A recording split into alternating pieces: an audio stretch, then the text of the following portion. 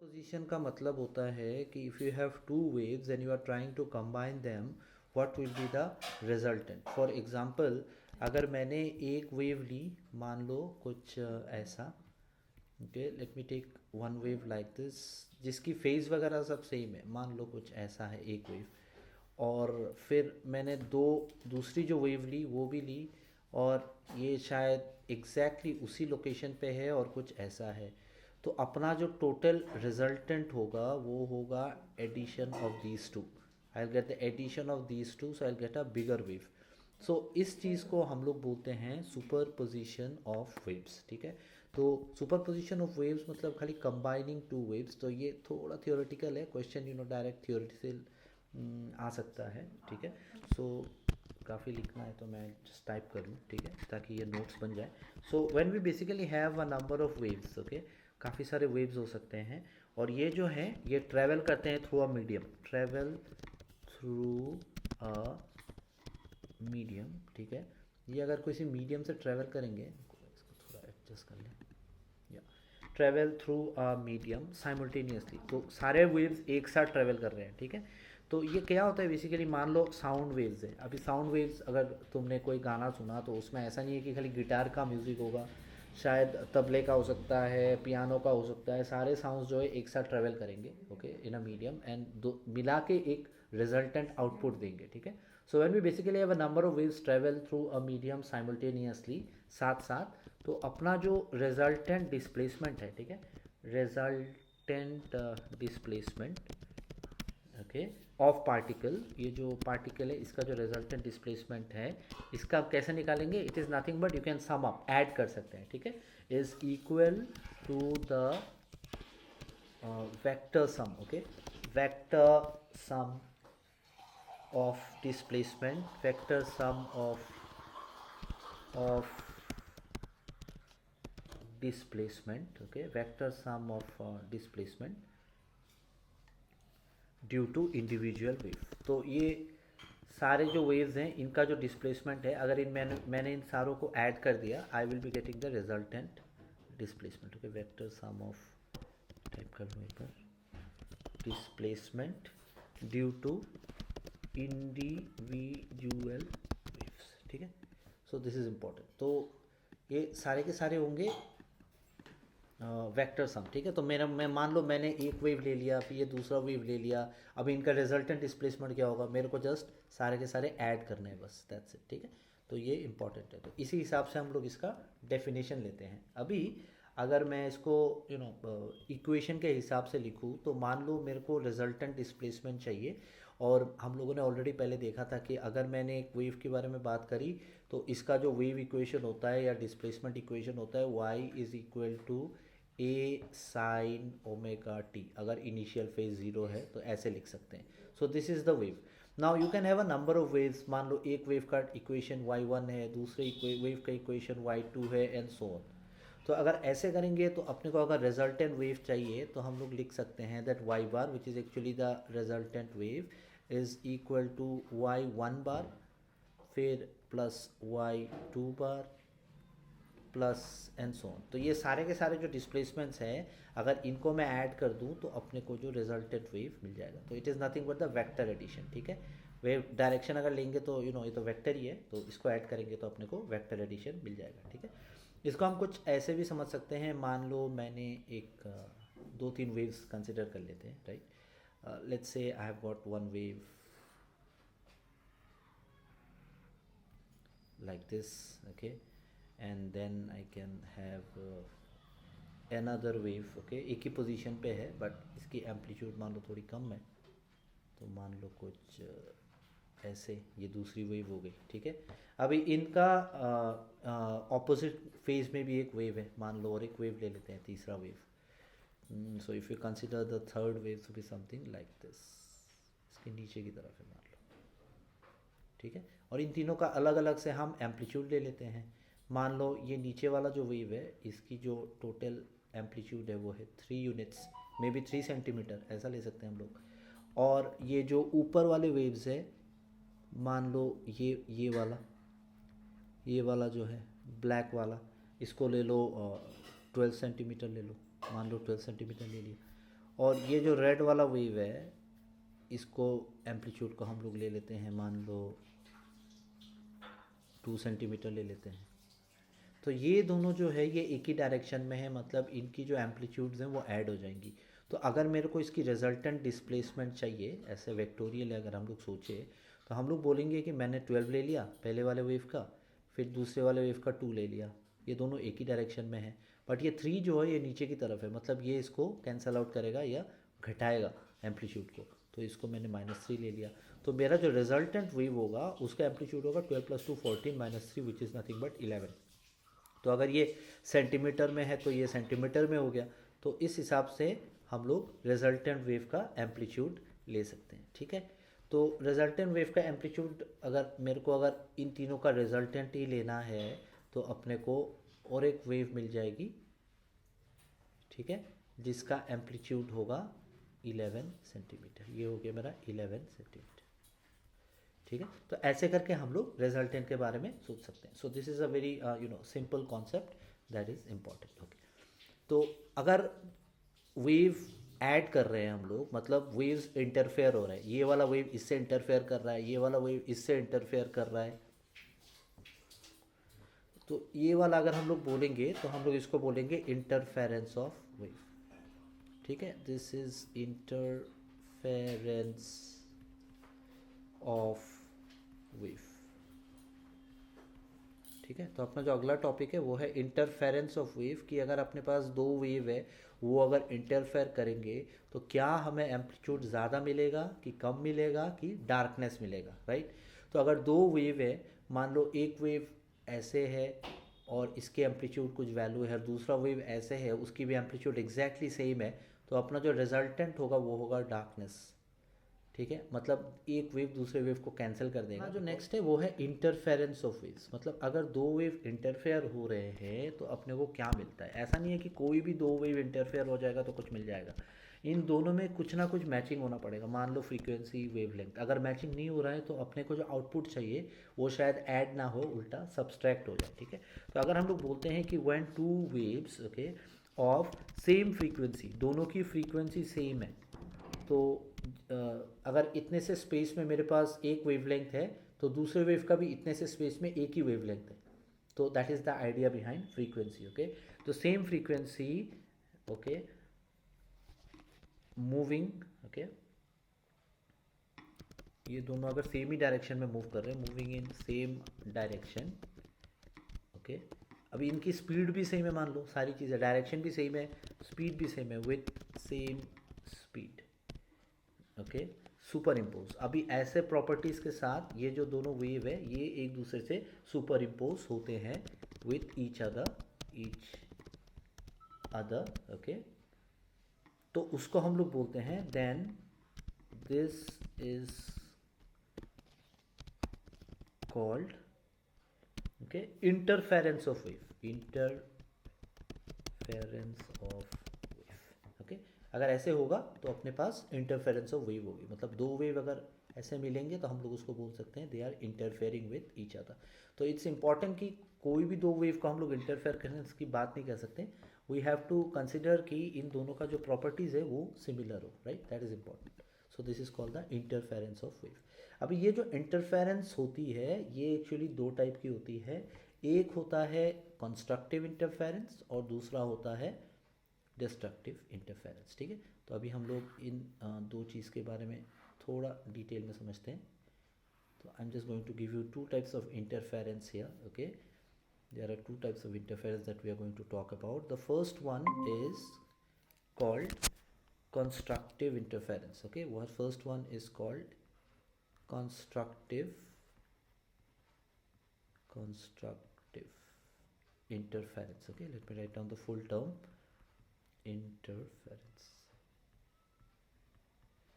और दूसरी वाली होती है डिस्ट्रक्टिव इंटरफेरेंस। ये दोनों अंग्रेजी वर्ड हैं, यू नो। डिस्ट्रक्टिव मतलब it is going to destroy the amplitude, it is going to reduce the amplitude, ठीक है। तो अगर ओरिजिनल एम्पलीट्यूड से एम्पलीट्यूड कम होती है मतलब डिस्ट्रक्टिव इंटरफेरेंस हो गई। और अगर ओरिजिनल एम्पलीट्यूड से ज़्यादा होती है तो कंस्ट्रक्टिव हो गई, कंस्ट्रक्ट हो रहा है, राइट, एडिशनल एम्पलीट्यूड्स ऐड हो रहे हैं, तो उसे हम लोग बोलते हैं कंस्ट्रक्टिव इंटरफेरेंस। ओके, तो बेसिकली क्या होता है, अगर डिस्ट्रक्टिव और कंस्ट्रक्टिव इंटरफेरेंस की बात करें तो पहले कंस्ट्रक्टिव की बात कर लेते हैं। इस वाले में हम लोग ऐसे बना सकते हैं, we can actually draw a diagram here, ठीक है, ड्रॉ समथिंग लाइक दिस। दो वेव बनाते हैं, ठीक है, दो वेव कुछ ऐसा रहेगा, ठीक है, दो वेव कुछ ऐसा रहेगा। पहला वेव ले लो, it will be like this. Okay, और ये जो अपना दूसरा वेव है, ओके, ये जो अपना दूसरा वेव है ये भी ऐसे ही है, बट एम्पलीट्यूड माइट भी थोड़ा कम है या ज़्यादा है। तो देखो दोनों का जो क्रॉसिंग पॉइंट है on this axis is the same. Okay, तो इन जनरल मैं इसमें लिख सकता हूँ इन दोनों वेव के केसेस में कि ये जो क्रेस्ट है, क्रेस्ट को मीट करता है। अगर याद हो मैंने बताया था ये वाला जो पॉइंट है इनको हम लोग क्रेस्ट बोलते हैं, और ये जो नीचे वाले पॉइंट्स होते हैं इनको हम लोग ट्रफ बोलते हैं। लास्ट क्लास में हमने पढ़ा था, राइट।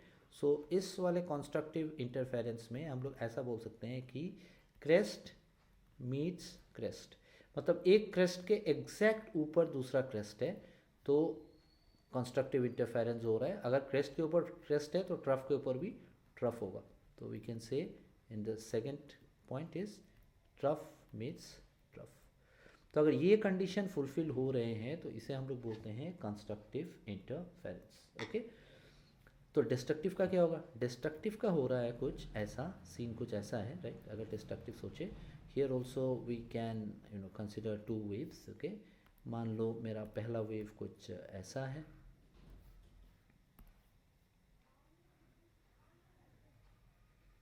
ठीक है, तो ये हो गया। और जो दूसरा वेव है उसको हम लोग लेंगे कुछ ऐसा, इट इज़ जस्ट ऑपोजिट। तो ये देखो इसका जो क्रेस्ट है ये दूसरे वेव के ट्रफ के साथ मैच हो रहा है, और इसका जो क्रेस्ट है ये इसके ट्रफ के साथ मैच हो रहा है, राइट। तो यहाँ पे जस्ट उल्टा है। तो डिस्ट्रक्टिव इंटरफेरेंस में क्या हो रहा है, we are saying that the crest meets trough. So that means इनकी सारी प्रॉपर्टीज तो सेम है, वेलोसिटी सेम है, फ्रीक्वेंसी सेम है, लेकिन इनका जो फेज है वो अलग है। ये क्रेस्ट ऊपर की तरफ, ये ट्रफ नीचे की तरफ, राइट। और ये फेज डिफरेंस हो गई 180 डिग्री। तो ये अगर फेज डिफरेंस हो जाती है तो इसका जो मेरा रिजल्टेंट आएगा वो आएगा complete darkness. You are not going to get any kind of amplitude. अगर दो साउंड सिग्नल्स है जहाँ पे क्रेस्ट और ट्रफ एग्जैक्टली एक दूसरे के ऊपर नीचे हैं तो हमें कोई आवाज़ सुनाई नहीं देगी। सो अगर दो साइड में दो स्पीकर रखा, एक एग्जैक्ट पॉइंट ऐसा भी मिल जाएगा जहाँ पे साउंड्स क्लियर नहीं आएंगे या क्लाउड नोट कम हो जाएगा। और यहाँ पे क्या हो रहा है, यहाँ पे जो अपना रिजल्टेंट आएगा वो कुछ ज़्यादा एम्पलीट्यूड का आएगा compare to whatever is the input. तो इनपुट दो वेव है, मेरे को रिजल्टेंट आउटपुट में एक वेव मिल रहा है, right. So this is the idea behind interference of wave. वैसे क्लास 12 में एक चैप्टर है वेव ऑप्टिक्स का, उस जगह हम लोग जो ये डेफिनेशंस जो अभी हमने समझी है इसी को यूज़ करेंगे और उस पर थोड़ा मैथमेटिकल एनालिसिस भी रहेगा, right. So this is very important. तो ये हो गई मेरी इंटरफेरेंस ऑफ वेव की बात। ओके, अपना जो नेक्स्ट टॉपिक है that is actually called progressive wave. Progressive wave, progressive मतलब कोई भी चीज़ अगर प्रोग्रेस कर रही हो, मूव कर रही हो अहेड, तो उसको हम लोग बोलते हैं प्रोग्रेसिव वेव। और in other words we can actually also call it as a travelling wave. Okay, so अपना नेक्स्ट टॉपिक है प्रोग्रेसिव वेव। ये चैप्टर इसलिए भी इम्पॉर्टेंट है कि ये यहाँ ख़त्म नहीं होता, ये जस्ट बिगिनिंग है। ये वाले चैप्टर के सारे जो हम लोगों ने डेफिनेशंस या टॉपिक समझे हैं इसको हम लोगों ने क्लास 12 में यूज़ करना है, और उस टाइम पे ये बेसिक्स नहीं रहेंगे, उस टाइम पे अपना थोड़ा एडवांस पे चला जाएगा। So it is very important कि ये अभी क्लियरली समझ में आ जाए, ठीक है। इसलिए मैं डेफिनेशंस वगैरह सारे दे रहा हूँ, क्लास 11 में डेफिनेशन ही ज़्यादा है इसके, ठीक है। So this is important. So when disturbance, disturbance का मतलब है कोई भी एक wave we can consider it to be a disturbance. अगर एक साउंड वेव ले वो भी एक डिस्टर्बेंस का ही फॉर्म है। So when disturbance produced in a medium, we have got produced in a medium, okay, travels, तो ये ट्रैवल करती है तो इसीलिए इसको हम लोग बोलते हैं ट्रैवलिंग वेव भी बोलते हैं, ठीक है। ट्रैवल्स फ्रॉम वन पॉइंट, एक पॉइंट से टू ऑफ मीडियम ले लेते हैं, वन पॉइंट ऑफ मीडियम ले लेते हैं टू अदर पॉइंट, एक पॉइंट से दूसरे पॉइंट में ट्रेवल करेगी। अगर मान लो मेरे पास एक दीवार है जिसमें मैंने एक स्प्रिंग लगा दिया, अभी मैंने अगर उस स्प्रिंग को झटका मारा तो वो स्प्रिंग वेव फॉर्म करते हुए मेरे हाथ के सामने से वॉल तक पहुंचेगी। तो ये डिस्टर्बेंस जो है ये मीडियम के थ्रू मेरे हाथ से दूसरे वाले पॉइंट पे पहुंच रही है, ठीक है। So when disturbance produced in a medium travels from one point of the medium to the other point, okay, then, ठीक है, दिस डिस्टर्बेंस, ओके, देन ये जो डिस्टर्बेंस है मेरी, disturbance is called progressive wave, ठीक है, प्रोग्रेसिव। तो इसका हम लोग ट्रैवलिंग वेव भी बोल सकते हैं या तो हम लोग प्रोग्रेसिव वेव भी इसका नाम रख सकते हैं, ठीक है। तो कुछ भी डेफिनेशंस पूछ सकते हैं, सो दैट इज़ इम्पॉर्टेंट कि आप लोग इसको सही से समझो, this is important. So this is the idea behind progressive wave. अभी ऐसा तो है नहीं कि इसका मैथमेटिकल नहीं करेंगे, इसका मैथमेटिकल थोड़ा सा करना पड़ेगा, इट्स इंपॉर्टेंट, क्योंकि हम लोग अगर कोई भी एक वेव का लिखते हैं तो इसका एक वेव इक्वेशन लिख सकते हैं और वो वेव इक्वेशन को हम लोग थोड़ा एनालिसिस करके उसकी वेलोसिटी निकाल सकते हैं। प्रोग्रेस कर रहा है, ट्रैवल कर रहा है, मतलब उसका एक वेलोसिटी तो होगा, अभी वो वेलोसिटी निकालना तो ज़रूरी है, तो हम लोग उस हिसाब से लिख सकते हैं। तो मान लो मेरे पास एक वेव है, okay, let me consider this, ठीक है। So I have got a wave, okay, it starts from let's say some point origin and then ये ऐसे ऐसे करके मेरा ट्रेवलिंग हो रहा है, right. So this is important, okay. तो मान लो ये वाला एक पॉइंट है P, ओके, और इस वाले पॉइंट पे टाइम है T, मान लो 5 बजे या 4 बजे एक टाइम है T, वो वहाँ पे पहुँचा, ठीक है। और इससे पहले वाला जो मेरा पॉइंट है, right, if I consider one entire wave length, कोई भी एक पॉइंट यहाँ पे ले लो, यहाँ पे ले लो, मान लो यहाँ पे टाइम मेरा है 4 PM, तो ये है ओरिजिन ले लो, ओ ले लो, तो मान लो यहाँ पे 10 बज रहे हैं, यहाँ पे 11, तो 1 घंटे में ये वेव यहाँ से ऐसे ट्रेवल करते हुए यहाँ पहुँचा, तो मेरे को पता है टाइम कितना है, राइट। सो इन जनरल अगर मेरे को यहाँ से यहाँ इसकी डिस्टेंस निकालनी है, we can easily do the maths, we know velocity of the wave और anything is distance divided by time. तो अगर मेरे को डिस्टेंस निकालनी है, so I can say distance is equal to velocity into time, okay. So इस वाले point पे we can say that the distance is nothing but velocity into time, okay. इस हिसाब से हम लोग टाइम भी निकाल सकते हैं, time is equal to distance divided by velocity. तो यहाँ से यहाँ वेव कितने टाइम में पहुँचा, 1 घंटे में, जस्ट एग्जांपल दे रहा हूँ मैं, 1 घंटे में, तो ये जो टाइम है मेरा ये रहेगा 1 घंटा, राइट। सो इसी हिसाब से हम लोग किसी भी वेव का एक इक्वेशन फॉर्म कर सकते हैं। ये पॉइंट हम लोग ऑलरेडी देख चुके हैं लास्ट वाले चैप्टर में। सो हम लोग ऐसा बोल सकते हैं, मैंने पॉइंट का नाम दिया है P, so I can say at point P, okay, हमारे पास और टाइम T था उस टाइम पे, मान लो पॉइंट P पे मेरा टाइम T था, हम लोग इसका डिस्प्लेसमेंट इक्वेशन लिख सकते हैं, we can write it down, y is equal to a sine omega t, this is how we write down the equation of a wave. ये लास्ट वाले चैप्टर में भी हम लोगों ने पढ़ा था, ठीक है। और मान लो ये मेरा ओरिजिन है, तो ओरिजिन में जो टाइम था वो x बाई वी कम था, right, time was less, so it was, we can say at origin, okay, at origin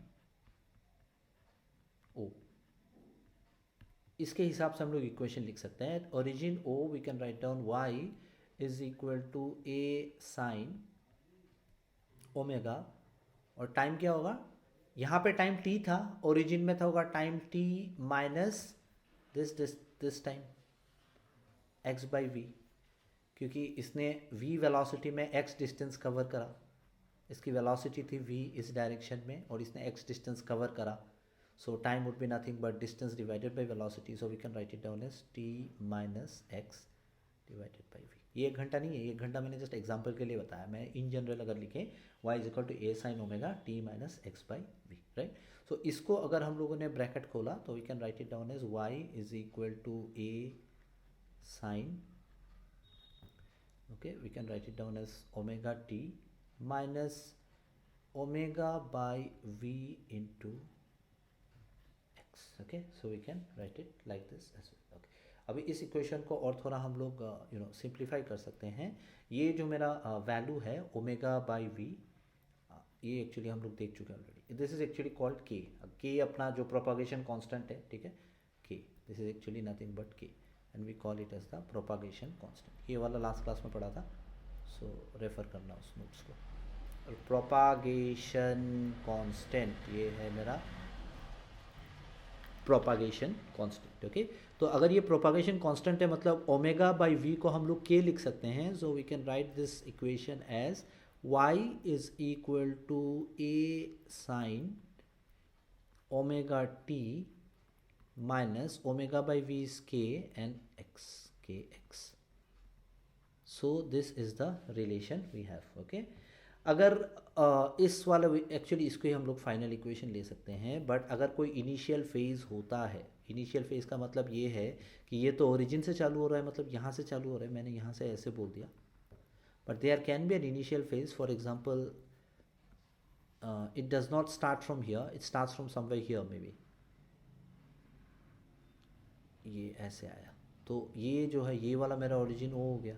लेकिन it does not start from this point, it starts from this point. तो यहाँ पे एक initial phase होता है, एक इनिशियल एंगल बनता है इसका. सो अगर इनिशियल फेज फाई नॉट है, okay, so we can say if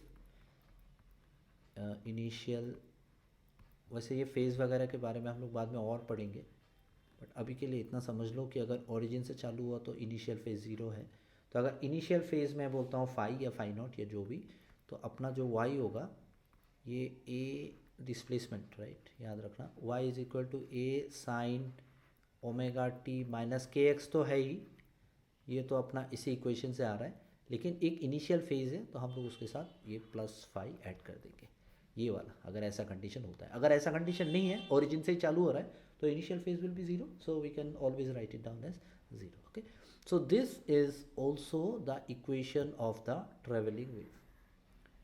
the equation of the travelling wave. Equation of the travelling wave क्यों? बिकॉज इस वाले इक्वेशन से हम लोग किसी भी टाइम पे और किसी भी पोजिशन पे उसकी डिस्प्लेसमेंट निकाल सकते हैं.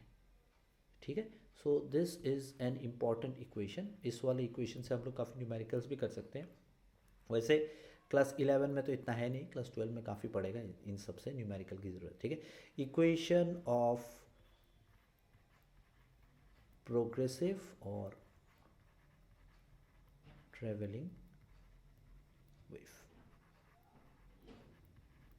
काफ़ी इम्पॉर्टेंट है. ठीक है, तो अपने तो इक्वेशन निकाल लिया. इक्वेशन मतलब ये मेरा डिस्प्लेसमेंट हो गया, राइट. ये y जो है ये मेरा डिस्प्लेसमेंट है. वैसे हम लोग ये सब टर्म्स तो पहले देख ही चुके हैं, वो already practised a number of times, so ये हमें ऑलरेडी पता है. तो ये मेरा है डिस्प्लेसमेंट.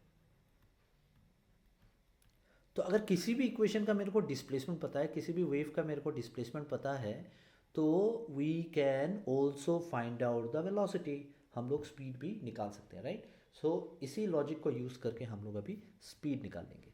तो स्पीड ऑफ प्रोग्रेसिव वेव. तो अपना जो अगला टॉपिक है जो ऑब्वियसली कनेक्टेड है प्रोग्रेसिव वेव से ही, अपने डिस्प्लेसमेंट निकाल लिया तो स्पीड भी निकाल सकते हैं. सो अपने को थोड़ा डिफ्रेंसिएशन करना पड़ेगा बस, that's it. Speed of progressive wave. वैसे याद रखना इससे न्यूमेरिकल्स भी आते हैं, तो you can consider it to be a part of numericals also. ठीक है, इससे न्यूमेरिकल्स भी आ जाएंगे. ठीक है, तो डिस्प्लेसमेंट निकाल चुके हैं तो स्पीड निकाल लेते हैं, राइट. और कंसिडर करते हैं कि इसकी जो फेज़ है वो ज़ीरो है. इनिशियल फेज़ जो अपना वाई है ना, तो फाई है, इसको हम लोग ज़ीरो ले लेते हैं. ठीक है, so that would be more easy to do the calculation. So let's start with the equation for displacement. And y is equal to a sine omega T minus के एक्स. तो हम यहाँ से चालू करेंगे. ठीक है, और इसी से हम लोग अपना स्पीड निकालेंगे. अभी मान लो कि ये जो एम्पलीट्यूड है ये तो कांस्टेंट है. अगर ये ओमेगा टी माइनस के एक्स जो है, इसके ऊपर मेरा जो स्पीड है वो डिपेंड करेगा. ठीक है, तो अगर मैं बोलूँ let's say let omega T minus के x is equal to constant. ठीक है, कांस्टेंट है. तो हम क्या करेंगे, इसको let's say we are going to differentiate it, because if you are considering it to be an angle, let's say that angle is more और लेस कांस्टेंट. तो इसको डिफरेंशिएट कर लेते हैं. तो अगर इसको हम लोग डिफरेंशिएट करेंगे with respect to time, so we can say it is d d t of omega T minus के x is equal to d d t of, सारा कॉन्सेप्ट अभी लगेगा जो हम लोगों ने पढ़ा है डिफ्रेंसिएशन में, कांस्टेंट, ठीक है। And differentiation of a constant is always zero, so will take it as zero, okay. So that's the first thing that we should know. और यहाँ पे जो मेरी ओमेगा है इसको हम लोग एंगुलर फ्रीक्वेंसी ले लें या एंगुलर वेलोसिटी भी लेते हैं, राइट। सो एंगुलर फ्रीक्वेंसी और angular velocity we can consider this, okay. So d d t of omega t, तो हम लोग इसको लिख सकते हैं, अलग अलग कर लेते हैं इसको, D d t of omega T minus D d t of के एक्स। तो अपना जो दो डिफरेंशिएबल प्रोडक्ट है, के तो कांस्टेंट होता है, propagation constant, omega angular frequency किसी भी वेव की वो भी कांस्टेंट है, तो इन दोनों का हम लोग कांस्टेंट है। तो जब हम लोग डिफरेंशिएशन करते हैं तो कांस्टेंट को हम लोग बाहर ले लेते हैं, then omega of d t divided by d t minus, यहाँ पे मेरा के कांस्टेंट है, so I can take out k and I can write it down as d x divided by d t is equal to zero. तो ये d t by d t तो 1 हो गया, तो ये बचा ओमेगा पहले वाले टर्म से minus k. What is d x by d t? D x by d t मतलब rate of change of displacement, x भी तो डिस्प्लेसमेंट है along the x direction, so this would be nothing but velocity, so k v is equal to zero. So d x by d t will be actually giving you the velocity, right. तो इसके हिसाब से हम लोग अगर लिखें तो we can write down this omega is equal to k into v, right, k into v. तो k is the propagation constant and v is the velocity, okay, so this is important। तो अपने को पता चल गया कि ये angular frequency, angular velocity हम लोग कैसे लिख सकते हैं। तो in a way we can say that our velocity is equal to nothing but omega divided by k, omega by k would be our velocity, okay। and what is omega? Omega is the angular frequency, so frequency is nothing but 2 pi into linear frequency, linear frequency we can denote it by nu, f करना है तो f भी लिख सकते हो। and k is the propagation constant, last class में हमने देखा था कि जो propagation constant है उसको हम लोग लिख सकते हैं 2 pi divided by lambda। तो ये वाली जो फैक्टर्स है ये थोड़ा याद रखने की ज़रूरत है। so in a way we can write it down as 2 pi nu divided by 2 pi, ये वाली मेरी 2 पाई हो गई, इनटू ये लैम्डा ऊपर चला गया तो ये 2 पाई और ये 2 पाई कैंसिल हो गया, so this is equal to nu lambda, right. तो ये जो मेरा फैक्टर है v, velocity of that particular wave can be found out using this relation v is equal to nu lambda, ठीक है। बिकॉज ये जो वेव है ये y है displacement along the y direction, right, if you consider the wave, okay, if you consider the wave, y is the displacement along the y direction, तो ये अपना हो गया y डायरेक्शन और ये हो गई मेरी x डायरेक्शन। हम लोग निकाल रहे हैं speed of the wave, wave तो आगे ट्रेवल कर रही है ना, तो x डायरेक्शन की तरफ वेलोसिटी निकालनी है ना कि y डायरेक्शन की तरफ। अपने को एम्पलीट्यूड वाली नहीं निकालनी, अपने को इस तरफ डिस्प्लेसमेंट निकालनी है, राइट। सो इसीलिए हम लोगों ने क्या बोला कि ये जो फेज़ है इसको हम लोग कांस्टेंट ले लेंगे, ओके। उसके बाद अगर हम लोग उसको डिफ्रेंशिएट करा तो अपने को ये वेलोसिटी वाली टर्म मिल जाएगी, राइट। सो यहाँ पे अपना जो डिफरेंट टर्म्स है पहले तो वो लिख लें, उसके बाद चीज़ें क्लियर हो जाएंगी। This is my velocity, v हो गई मेरी वेलोसिटी, ठीक है। इतने रिलेशंस मिलेंगे अभी क्लास 11-12 में कि कंफ्यूज नहीं होना है, अपने को टॉपिक देखना है और समझना है कि ओके यहाँ v वेलोसिटी होते हैं, कहीं पे v वॉल्यूम हो सकता है, कहीं पे v वोल्टेज हो सकता है, तो ये सारी चीज़ें बहुत इंपॉर्टेंट है। तो v हो गई वेलोसिटी, न्यू हो गई फ्रीक्वेंसी, ठीक है, फ्रीक्वेंसी। अभी मैंने बताया कि फ्रीक्वेंसी को you can denote it in different ways, ऐसा नहीं है कि न्यू से ही करो, you can denote it by f, sometimes it is denoted by n also and so, right. और इस वाले को हम लोग बोलते हैं न्यू, एन यू, न्यू, ठीक है। और ये जो मेरी लैम्डा है, okay, this is the wavelength, wavelength. तो हम लोगों ने काफ़ी बार ये रिलेशंस देखे हैं, but this time what we are doing is we are actually deriving it, okay। और ये जो velocity है with which it is traveling, okay, this v is actually called the velocity of the progressive wave, velocity of progressive wave। तो कोई भी एक wave का particular phase किस वेलोसिटी से ट्रेवल कर रही है उसी को हम लोग निकालें यहाँ पे and this is called the velocity of progressive wave, okay. और इस वाले प्रोग्रेसिव वेव की जो वेलोसिटी है इसको हम लोग कभी कभी, if you take some text book, वहाँ पे फेज वेलोसिटी भी मेंशन रहती है। तो कभी कभी क्वेश्चन आ सकता है what is the phase velocity of a progressive wave. This is, you should not be scared, it's more और लेस द सेम थिंग, ठीक है। यही वाला मेरा हो गया phase velocity, okay. So this is important, okay. तो निकाल लिया हमने फेज वेलोसिटी, ओके। ये देखो अपना जो जनरल रिलेशन है उससे भी मैच खाता है, because we know that velocity, okay, is equal to displacement by time. ये तो अपने को पता है ऑलरेडी, सबसे बेसिक। तो इसी वाले रिलेशन के साथ मैच कर रहा है। यहाँ पे मेरा जो वेव है इसकी वेलोसिटी मैंने बोल दी v। अगर कोई वेव होता है तो उसका डिस्प्लेसमेंट होता है in terms of wave length, right. ये एक वेव लेंथ यहाँ तक हो गया तो ये एक डिस्प्लेसमेंट हो गई यहाँ से यहाँ तक। So that is wavelength, so that is why we write down lambda and then this is time divided by t. But 1 time क्या होता है, 1/t is frequency, reciprocal of time is frequency, तो it is nu lambda.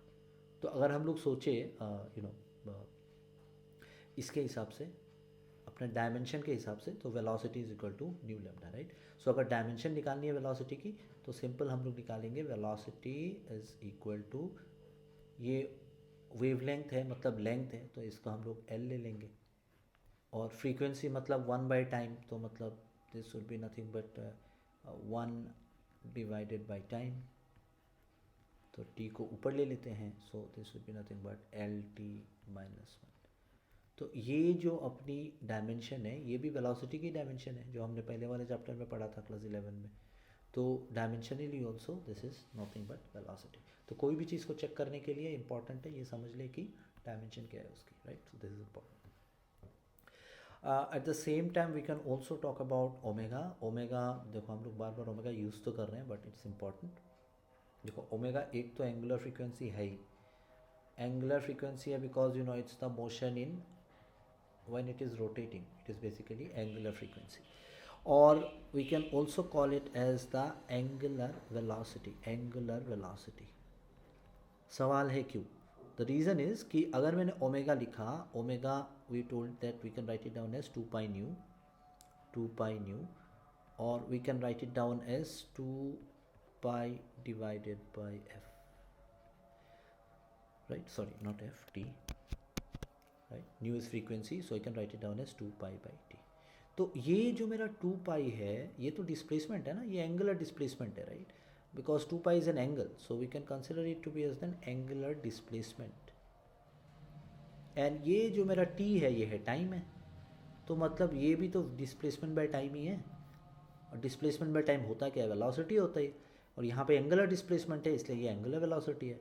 So it depends कि कौन सा scenario हम study कर रहे हैं। एंगुलर फ्रीक्वेंसी और angular velocity dimensionally both are actually the same. So इसको एंगुलर वेलोसिटी ले लो या एंगुलर फ्रीक्वेंसी ले लो, so we can consider both this effects which is very important,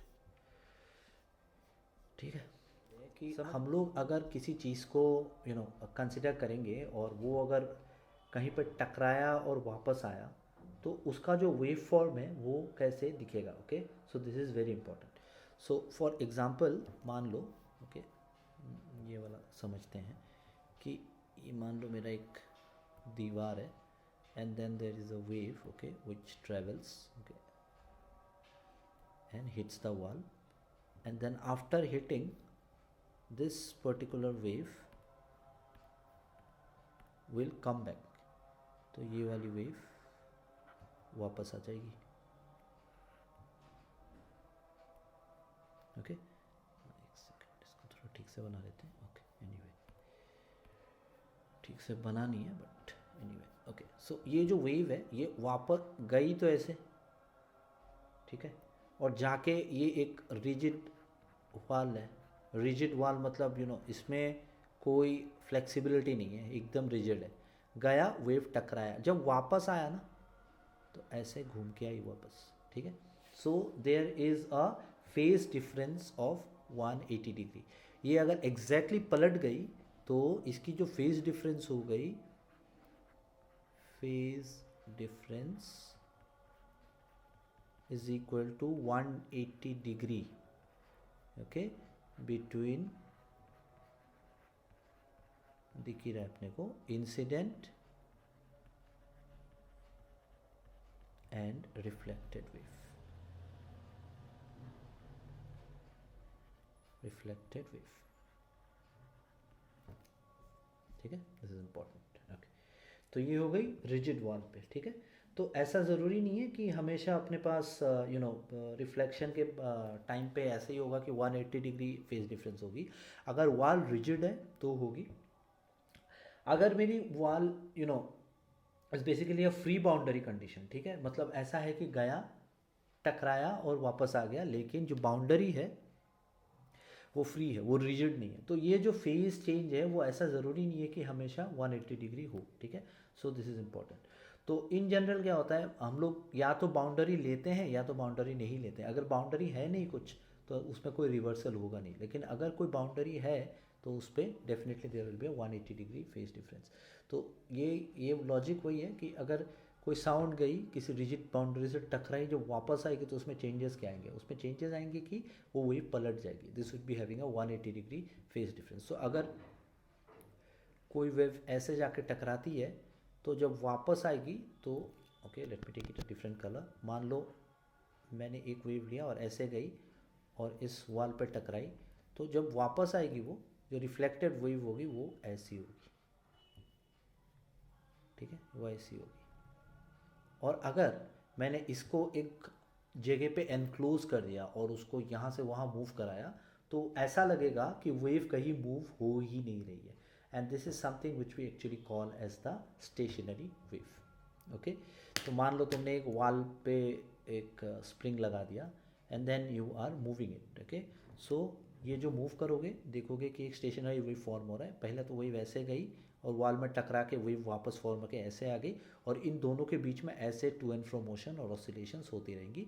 and that will actually create a example of stationary wave. Okay, तो यहाँ पे हम लोगों ने ये वाला जो है इस पे हम लोगों ने पढ़ा.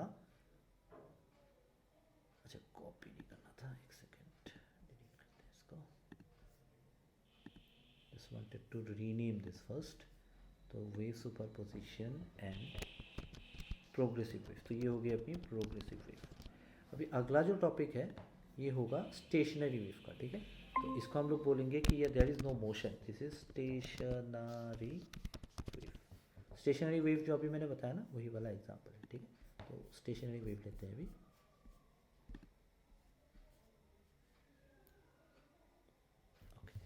सो now we are going to talk about stationary wave. एक हो गया ट्रेवलिंग वेव. ट्रेवलिंग मतलब वो ट्रेवल कर रही है. और दूसरी हो गई स्टेशनरी वेव. तो स्टेशनरी वेव भी अ काइंड ऑफ मिसनोमर है, बिकॉज ऐसा नहीं है कि वो ट्रेवल कर नहीं रहा है, वॉल में जा रहा है, टकरा रहा है, वापस आ रहा है, उसके बाद ही वो वेव फॉर्म हो रही है. So we will call it as stationary wave. ठीक है, तो इसकी डेफिनेशन भी काफ़ी सिंपल है. यहाँ पे भी हम लोग दो वेव को कंसिडर करेंगे. ठीक है, so we can say when two waves. Okay, इसमें प्रॉपर्टीज़ इसका भी सेम ही रहेगा, right. Most of the times when we study we consider it having similar properties. Phase में अलग हो सकता है बट फ्रीक्वेंसी, वेवलेंथ, सारी चीज़ें एक साथ होती है. अगर वेव की फ्रीक्वेंसी वगैरह, वेवलेंथ वगैरह ज़्यादा मैच नहीं कर रहा है तो उसको स्टडी करना थोड़ा मुश्किल होता है. वो वेव नहीं होता, वो नॉइज़ हो जाता है. ठीक है, so it's important. So in frequency and amplitude travel in opposite direction, then due to their superposition, okay, due to their superposition. तो ये जब ऑपोजिट में ट्रेवल करेगा तो सुपर इम्पोज करेगा. Okay, due to their superposition resultant जो wave है, resultant wave does not progress. वो जो रिजल्टेंट वेव होगी ना वो किसी भी डायरेक्शन में जाती नहीं है क्योंकि दोनों तरफ से वो ब्लॉक हो चुका है. Okay, resultant wave does not progress in any direction. ठीक है, तो रिजल्टेंट वेव जो है वो कहीं भी कोई भी डायरेक्शन में अपना ट्रेवल नहीं करेगी, right. So this is important.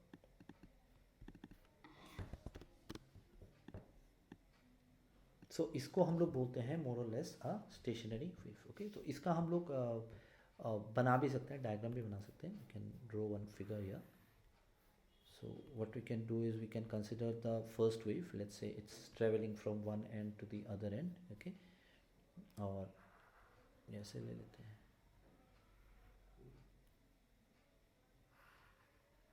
गई और यहाँ पे मेरा रिजिड वॉल है सपोज, और उस पर टकराई। जब वो टकरा गई तो वापस आ गई, तो वापस ऐसी ही बनेगी। इसमें 180 डिग्री फेज डिफरेंस रहेगा हर जगह, राइट।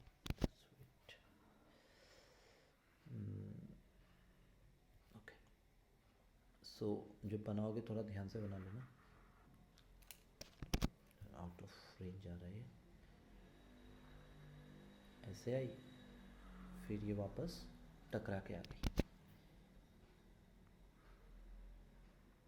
तो ये जो है हर पॉइंट पे 180 डिग्री इसकी फेज डिफरेंस हो गई। ठीक है, इसको थोड़ा चेंज कर लेते हैं,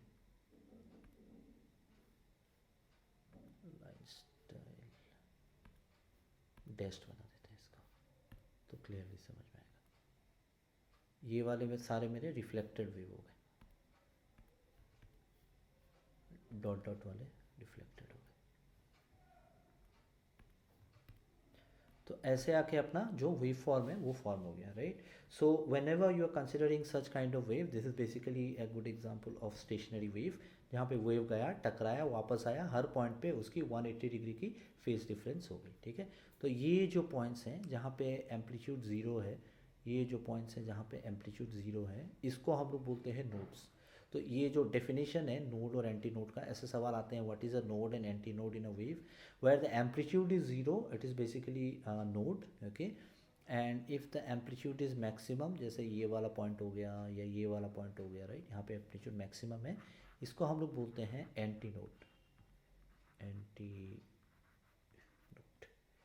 ठीक है, तो अपना नोड टू नोड का डिस्टेंस भी हम लोग देख सकते हैं। देखो वेवलेंथ क्या होती है, एक यहाँ ये कंप्लीट वेव जब फॉर्म करेगा, दैट वुड बी मोर और लेस द वेवलेंथ। तो अगर हम लोग अगर वेवलेंथ की बात करें, तो ये जो कंप्लीट वेव है, ये है मेरी wavelength, right, from this particular point to this particular point, so this is my wavelength. Okay, so यहाँ पे क्या हो रहा है, हम लोग अगर नोड टू नोड की बात करें, बिकॉज ये मेरा एक नोड, ये दूसरा नोड हो गया, ये भी नोड है मेरा, या नोड टू एंटी नोड की बात करें, ठीक, तो हम लोग का डिस्टेंस माप सकते हैं।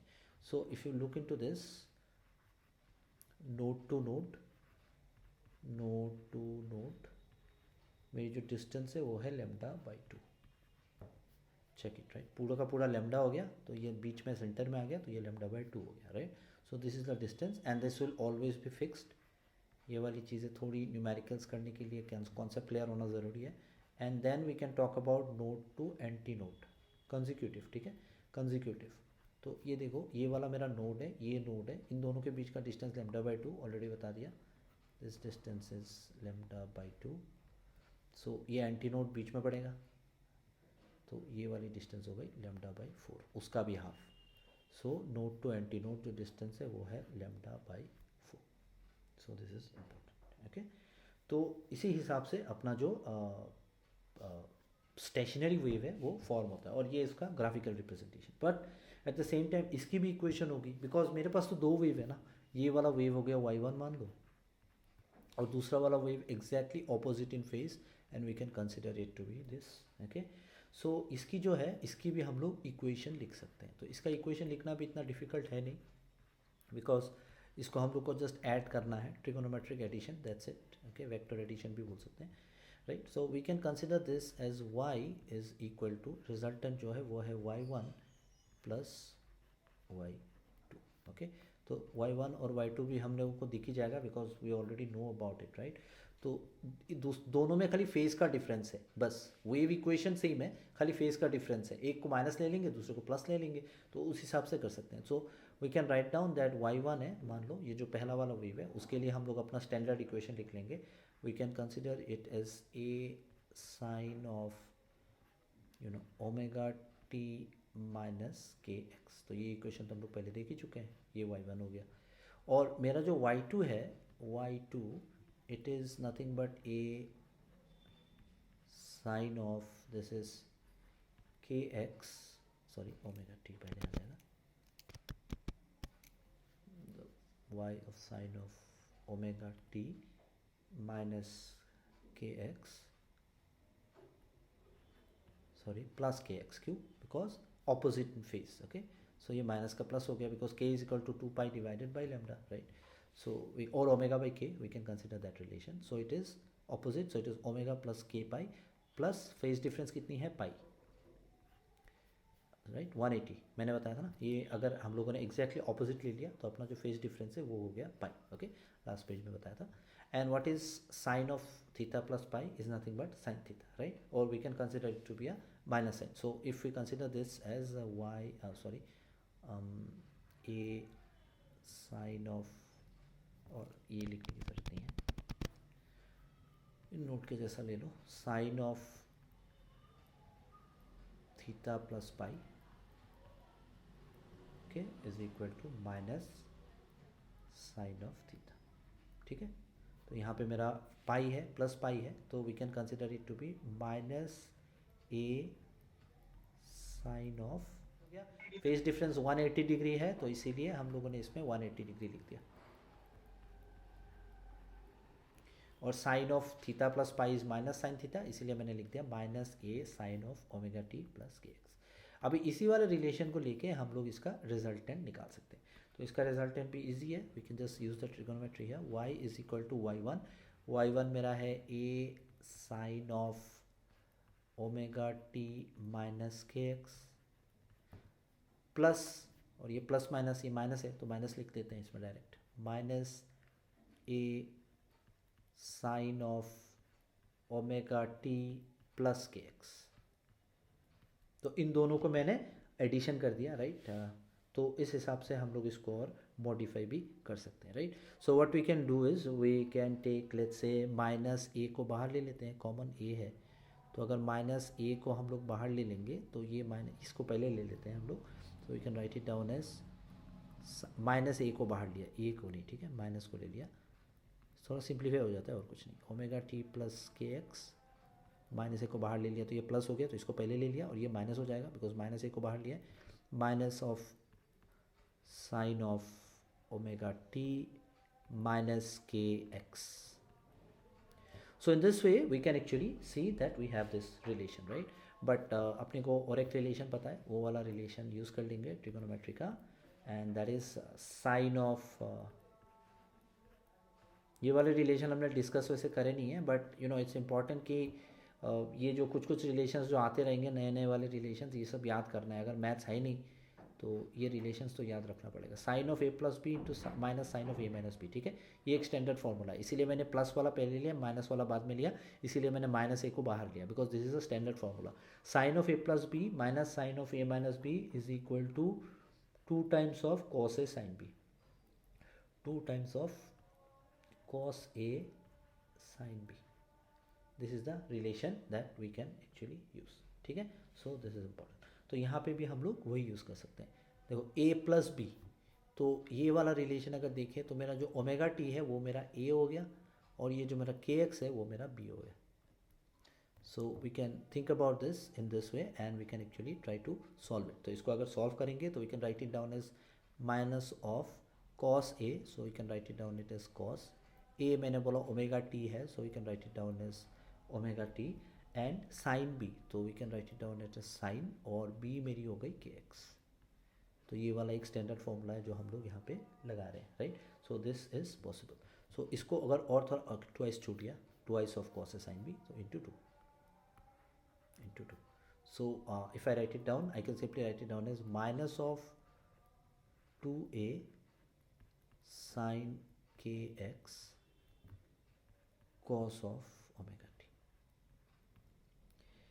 किसी भी वेव का इक्वेशन हम लोग अगर लिखते हैं in general, so we write it down as a sin omega t. kx तो एडिशनल फेज है, right. If you look here also we have done it, ठीक है. यहाँ पे अगर हम लोग इक्वेशन लिखते हैं a sine of omega t, sine लो या कॉस लो, you know you can write it down cos also, cos का खाली वही थोड़ा फेज डिफरेंस अलग होगा, दैट्स इट. तो ये जो साइन ओमेगा टी है, इस यही इक्वेशन को रिप्रेजेंट करता है, यही वेव को रिप्रेजेंट कर रहा है. तो यहाँ पे जो मेरा है, यहाँ पे मैं देख सकता हूँ कि कॉस ओमेगा टी तो है, राइट. और इन जनरल वी कैन से जो भी कॉस ओमेगा टी या साइन ओमेगा टी का कोफिशिएंट होगा वही उसका एम्पलीट्यूड होगा. तो ये वाला जो पूरा का पूरा टर्म है ना, ये उसका एम्पलीट्यूड हो जाता है, ठीक है. तो ये वाले इक्वेशन को हम लोग लिख सकते हैं, दिस इज और 2a माइनस ले लो साइन के x is nothing but the amplitude. Cos omega T या साइन ओमेगा टी टर्म का जो भी कोफिशिएंट है वही मेरा एम्पलीट्यूड है, ये हम लोगों ने पहले से देखा है। So this term is actually considered as the amplitude. So this is the amplitude of the wave. Okay, so इस हिसाब से हम लोग इसको कर सकते हैं, right. So in a way we can actually analyse this further, और इस एनालिसिस को नेक्स्ट क्लास के लिए रखते हैं।